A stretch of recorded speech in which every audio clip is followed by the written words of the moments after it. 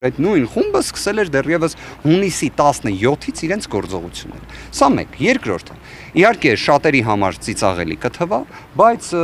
քննչական մարմինը գտնում է, որ այստեղ կա նաև թաքնվելու ռիսկ։ Թաքնվելու, ինչից թաքնվի։ Օրինակ, Սամվել Կարապետյանը ինչից պետք է թաքնվի։ Այս աբսուրդային մեղադրանքից, որը աբսուրդային է, ակնհայտ աբսուրդային է բոլորի համար։ Ինչը պետք է լինի շահագրգռվածությունը։ Եվ երկրորդը, Սամվել Կարապետյանը նույն հուլիսի 4-ին իր ուղերձում հայտարարել էր, որ ինքը քաղաքական հայտ է ներկայացնում։ Այդ պայմաններում ինչ թաքնվելու ռիսկ։ Իսկ ինչի մասին ենք խոսում։ Ըստ որն է ռիսկը, որ Սամվել Կարապետյանին իզոլացնեն նախընտրական փուլում, որն է ռիսկը, որի մասին չեն բարձրաձայնել օրինակ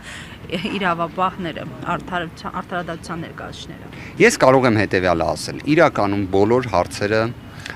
կամ դրանց պատասխանները միգուցե կամ երկուսը միաժամանակ թաքնված են Facebook սոցիալական ցանցում